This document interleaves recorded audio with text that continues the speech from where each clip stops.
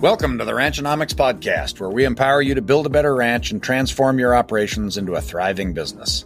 I'm your host, John Haskell. Let's get started. Welcome to the Ranchonomics Podcast. I am here with Dallas Mount, owner of the Ranching for Profit School. Dallas, nice to see you. How are you, buddy? Yeah, good to be with you again, John. I'm doing well. Thank you. Very good. Most of you know Dallas. I'll let him do a brief introduction here in a minute, but we were together at an event the other day put together by the Sand Hills Task Force in response to the big fires that have run across western Nebraska here recently. And as we were talking, we realized there were a few things we could talk about on the podcast. So Dallas, why don't you give us a quick introduction and then let's get into our topic.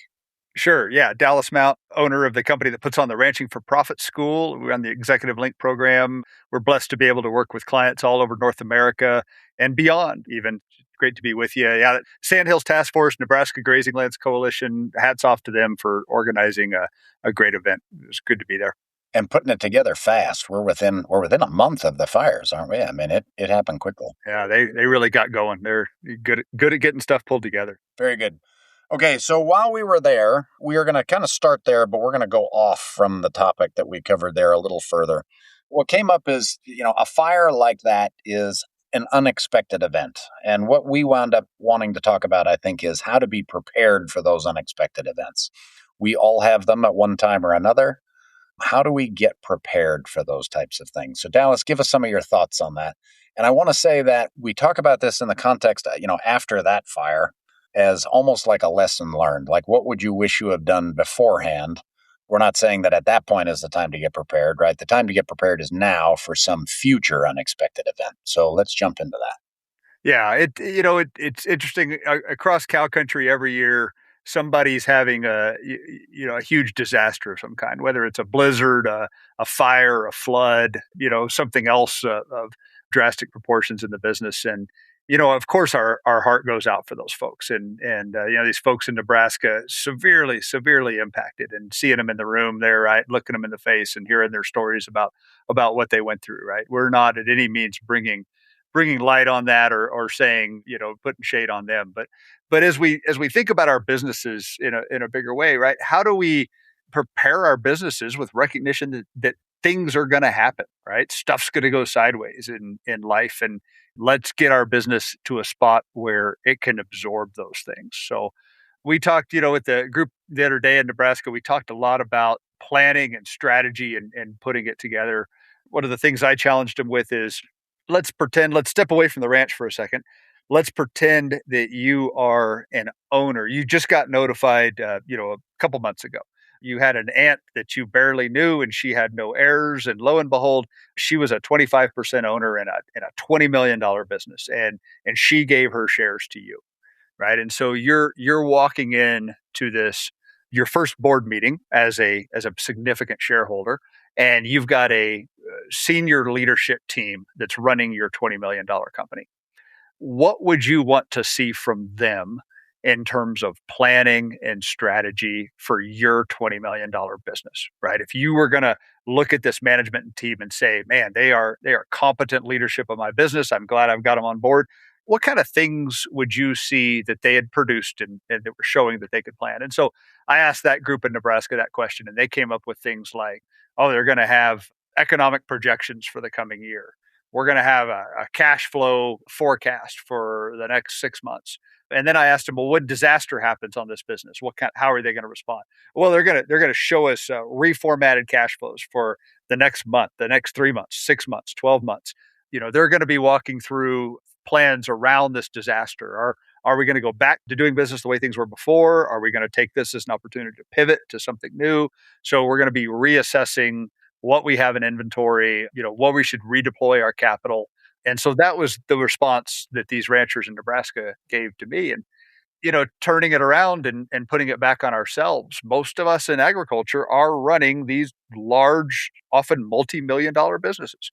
So what do we expect of ourselves from competent leadership of these things? And so thinking about disasters and things going sideways, how would we prepare the business on the front end? And then how do we respond when it does happen? Great. And that was a fantastic exercise. I've told you I'm going to steal that for use in a lot of different contexts because it's great to talk through those things when it's somebody else. And then, of course, those things come back on us, right? That's the same thing we should be expecting of us if we're going to be the best people to run our business, right? Okay, so let's talk a little. I heard somebody just the other day use the term black swan.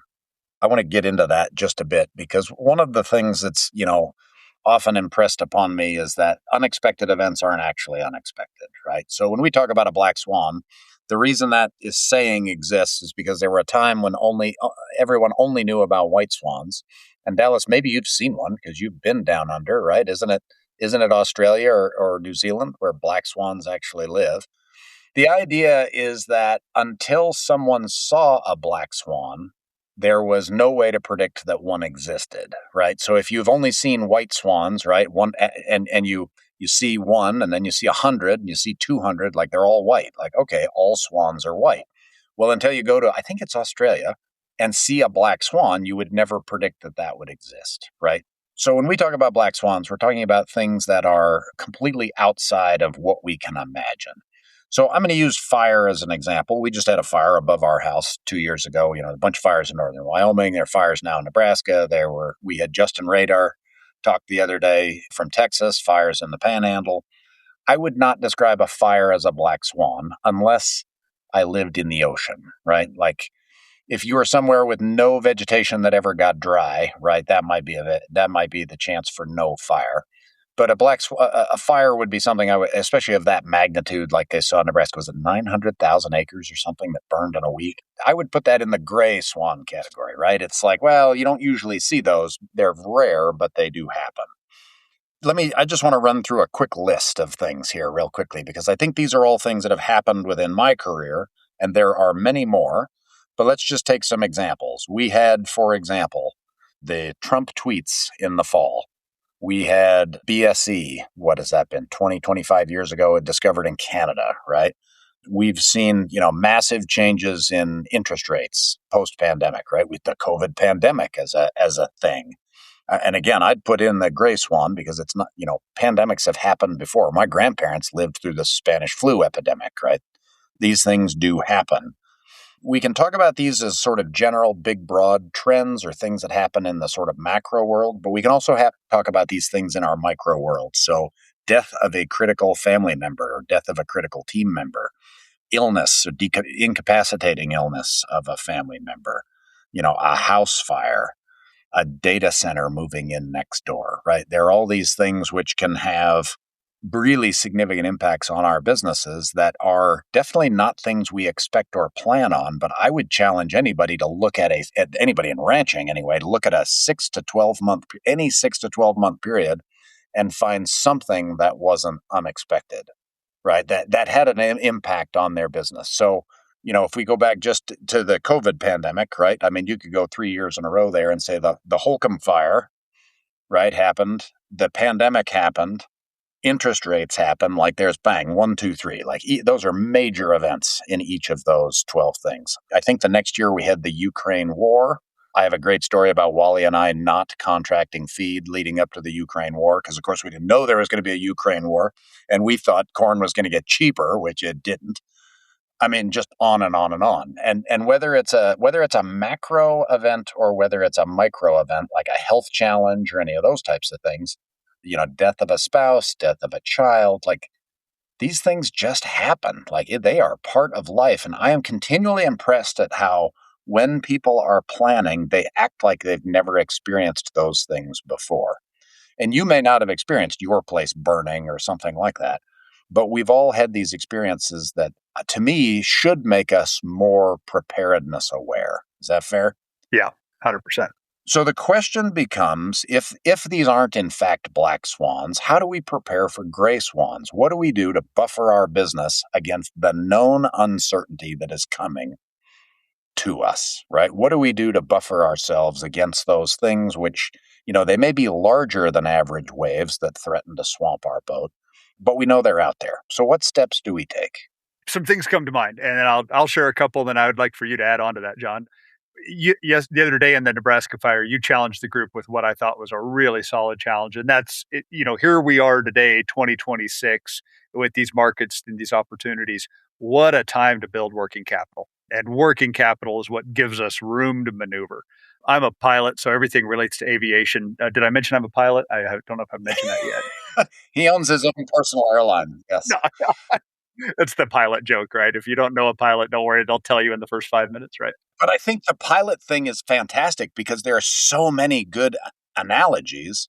And of course, pilots have developed all kinds of processes for these exact same things because the consequence of things going wrong when you're flying are that you fall 10,000 feet to the ground, right? That's right. Yeah, bad things happen. So working capital is fuel in the tank and runway in front of you, right? So when you're taking off heavily loaded, you want as much runway in front of you as you have, and while you're flying, you want fuel in the tank, right?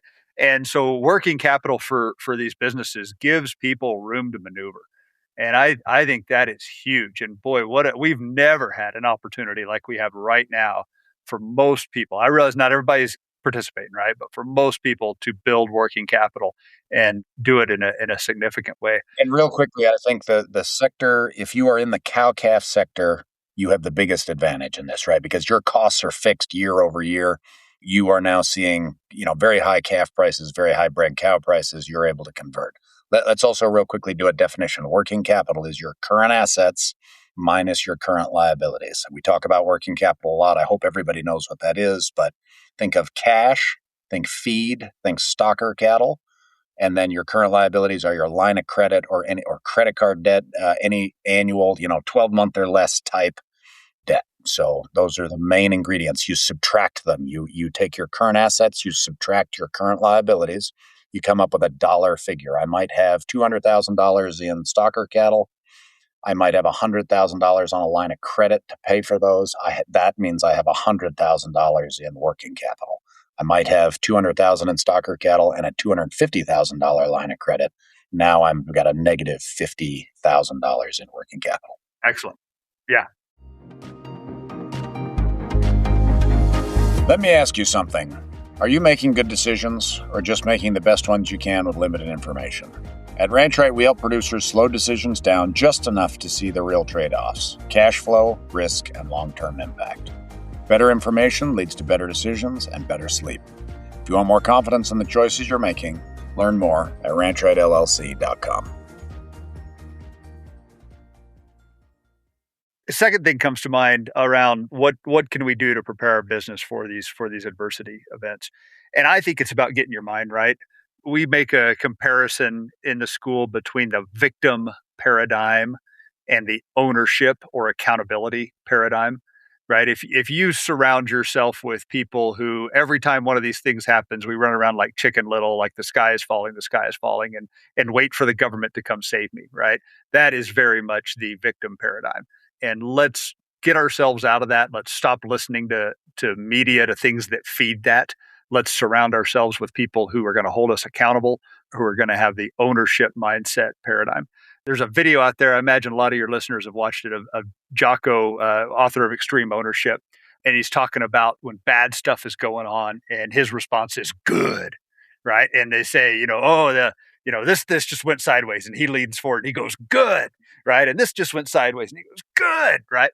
Every time these things happen, there's going to be opportunities, right? So how do I get my head around, okay, so I was just dealt this deck of cards. What am I going to do about it, right? How do I make sure my business is solvent, is intact, and then let's look for ways to help my neighbors, and then let's move forward, right? What are we doing? Yeah, very good. And I think as a huge part of that mindset is sort of embracing the idea that the unexpected is going to happen, even before you get started. So for my college professor, Fred Provenza, always said the only constant is change. We act like that isn't true, and then we act surprised, which sometimes means we are disappointed when change happens, right? And what we really need to recognize from the get-go is, yes, I have made these plans, but that's not how it's actually going to happen. This is like a mental exercise, right? Those are the things that come to mind. One of those I stole from you, obviously. So what else would you add to that? Oh, I'm going to expand just a little on your working capital, and I'm thrilled. We've been talking a lot about working capital over the last couple of years. I'm going to add just cash explicitly. Like cash in the bank is a wonderful buffer against many things. I've told people all the time I'm not necessarily promoting hoarding, although I'm not necessarily against hoarding cash, but hoarding cash is not what we're talking about. But having cash at the level that it functions as insurance is a great idea. And people say, well, but if my cash isn't invested, it's not working. Correct. Yes, that's 100% right. And that's why I don't want all our cash there, but I want enough there that we have insurance. Why do I buy insurance? I buy insurance in case I crash my car and I need to replace it suddenly, or I need to pay somebody else's unexpected medical bills or my own medical bills, right? That's why we have insurance. Same reason why we keep a buffer of cash. And we want to think about, personal taste and those sorts of things and the specific circumstances of our business determine how much is appropriate. But we so rarely see people that have anywhere near enough cash. With the businesses we look at, I'm sure it's the same in yours. How many people come to you and you're like, oh my goodness, you're just sitting on a ridiculous amount of cash. Like you should really change that. Those people are very rare in the world, right? They happen, but I mean, it's less than 1 in 100. Whereas we talk to a ton of people who it's like, man, you've got so little cash that you are one little speed bump away from falling off the edge of the earth. Important to cite over and over again that most businesses don't go out of business because they are not profitable. They go out of business because they run out of cash. And that keeps them from being able to pay their bills. Cash is like oxygen. You can hold your breath for a while, but it's not that long. Another one is margin. And I think this is one you guys push on. I want to focus on two. Total profit margin matters, and the other is gross margin. Improving your gross margin is the fastest way to get more cash into your business and, frankly, the fastest way to build gross margin. Now, I say gross margin because it's really total profit margin, but gross margin is the most proximate one, right, that we can mess with that gets us to that overall profit margin. But being highly profitable will allow you to do things like build working capital, build cash, and have a buffer against the unexpected. Wally loves to share an example of a cow deal he and I were in that had a huge profit margin projected into it. I mean, we bought these cows so well, everything was right. We discovered a new disease in Ohio that had never been recorded before. Not a black swan, importantly, because it's a known disease to humanity, but not in that region of the country. So we'll call this a gray swan. I want to say that it was like $1,000 or $2,000 per cow we were going to make in about 3 months. We made like $2, which means that there was a $998 reversal on our projection. Like normally that would put you at zero. In that particular case, I think we actually made a few dollars, but it was nowhere near what we started with. If we'd started that with a $20 profit margin and been the pioneers of a new disease in Ohio, we would have lost our butts, right? So margin really matters. Another one I want to get to, when you talk about mindset, I want to talk about two things because I think there are physical and other types of preparation we can do that prepare our mind. One very important thing a friend of mine, Bob Palmer, likes to talk about is called pressured practice. Think of this as you can go out and shoot foul shots all day long. And that is a very different experience than shooting foul shots when it's, 1/10 of 1 second left in the game. Your team is down by one, and your shot could be the winning shot. That's a place where we actually need to practice being in that mental state. When big markets happen, when fires come through, we had a deal at one point where there was like a killer loose in the county and he was on the ranch running from the police. These things happen, like your heart rate goes up, right? You don't think as clearly. You're not at your best when you're under that type of stress. And thinking of just creative ways to do pressured practice. It's one thing to sit in your office and work through scenarios. It's another to do that when the market's just dropped 70% in 3 months. It's another to do that when, your kid is hurt or something. So one thing I go back to over and over again is that the military, law enforcement, all of these people that deal in crisis management, and that is their job, they all do some version of pressured practice. Pressured practice, in my mind, can be as easy as doing something to get your heart rate up and then doing something intellectual, like right after another. So jump down and do 10 burpees. Your office may not be as conducive to that as mine is. Do 10 burpees, get your heart rate at 150, and then try to work through a cattle square or something, right? or try to think of what would I do if X happened. Like, it's really interesting how tied our physiology and our mentality are. And most people can have a really good mentality while they're on vacation or while things are going well. What we really want to prepare ourselves for is when it's not.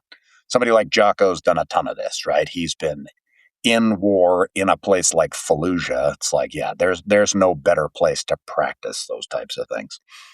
So look for ways to practice your intellectual activities with physiological stress of some kind, because that's when it has to happen. And I think the thing that most people discount is that they don't understand how they're going to react emotionally and physically to things when they start to go badly.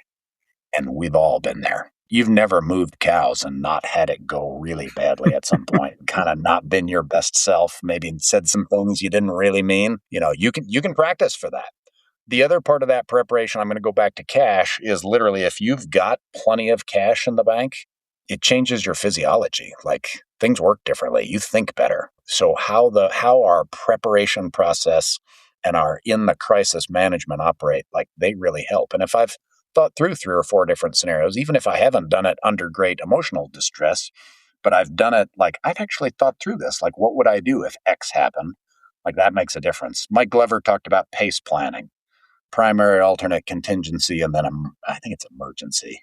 Can't remember the last one. But anyway, if you've run multiple different scenarios, you're prepared for when something changed, right? Because you've actually recognized some alternatives. And again, that's not the only way to do it, but I think those two things feed back and forth to each other really well. Yep. Love it. Good. Anything else? If I can build on the practice piece, one of the things I saw the other day is we asked the group in Nebraska to work through essentially a strategic planning exercise around, okay, after the fire, what am I going to do? Knowing how to do that kind of planning is a real competitive advantage. I would suspect a lot of people in the room have never done those kind of planning exercises, right? Where you use a facilitated process. You get people in the room with you. You get a whiteboard out, a flip chart out, and you start thinking through, okay, so this is happening. Let's lay out the options, right? And get people around that. And I think that's something, if your team is having strategic level meetings, if you're getting together and thinking through those things, developing alternatives.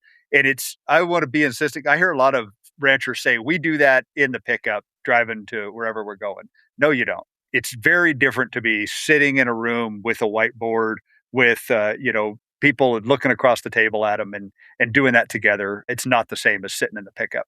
Yep. And let's even go one step simpler. If you have a weekly meeting planned, and the wheels start to come off, like, it's one thing to say, hey, we got to get 5 of us together. When can we do that? You got a family deal, a kid's soccer game, you're trying to get stuff fed. If you've got a weekly meeting already set up, almost all, just think of it statistically, right? There's 7 days in the week, 1 day, 1 hour, you're going to do that. But you're probably less than 3 days away from a scheduled meeting anyway. So, well, we could try to get this together. We could just talk about it on Friday when we normally get together in the office to sit down and talk about that type of thing. So, I think even from that standpoint, having those things set up, and like you say, not in the pickup, but having it as a formal process makes it repeatable, makes it doable, and frankly, makes it easier in the moment. Any other thoughts? That's what's on the mind now. So cool. I love it. Well, Dallas, it's always great to hang out. Really enjoy it. Glad we got to spend the day together. I'm sorry we didn't get to fly together, but somebody couldn't afford to have a passenger the other day, I guess. And some days he makes me nervous anyway. So got some schools coming up, I guess. If anybody hasn't heard, you run the Ranching for Profit schools. You teach 1 or 2 schools around the country, right? 1 or 2 people come. 1 or 2 people. Yeah. Yeah. So no, if you guys haven't been to us yet, what's wrong with you? Maybe first I'll ask that, right? But no, we'd love to have folks come. It's an amazing school. If it's been a while since you've been, come on back. The curriculum's been updated quite a bit. I think we've always been strong. I think we're even stronger. So it's great. Yeah, it's awesome. All the credit goes to the team. So good. I keep hearing about exciting changes, so that's good. So ranchingforprofit.com. What's your website? That's it. You got it. Good. And then you're on Facebook and Instagram and all that stuff too. Okay. Awesome. Dallas, thank you very much. Have a wonderful afternoon. Thanks, John. Good to visit. Thank you for tuning into the Ranchnomics podcast. We hope this episode helped you win today. If you enjoyed this episode, please subscribe and share it with a friend.